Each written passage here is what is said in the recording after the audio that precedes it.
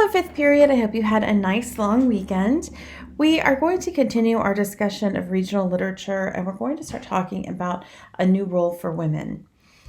So I want you to think about the idea of whether all cages have bars. Prisons and jails have bars, animal cages, children's playpens, even baby beds.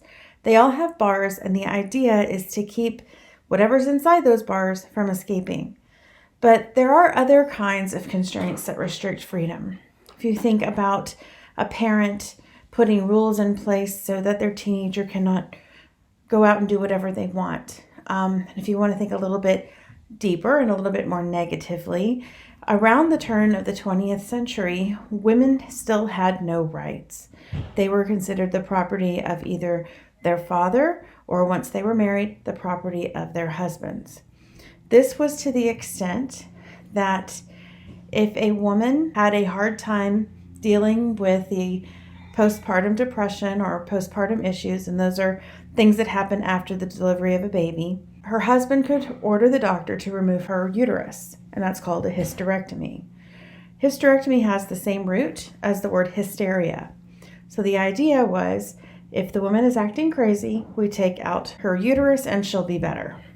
Of course, modern medicine has come a long way since this time, but the point with this story is not the surgery itself. It's that the woman did not have any choice in that surgery. She had to do it because her husband said that it was necessary. It wasn't until around the turn of the 20th century that doctors realized the importance of washing your hands after handling a dead body and perhaps being called to deliver a baby. Of course, the cross-contamination of germs and bacteria that could be on a dead body, and then the very traumatic event of childbirth gives you a lot of chances for cross-contamination.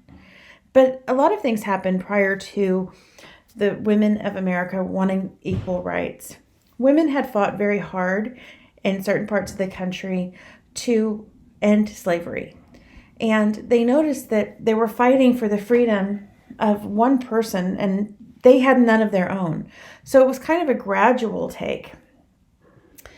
And towards the end of the 19th century, into the earliest 20th century, women began to search for their own voices, their own freedom, and their own rights.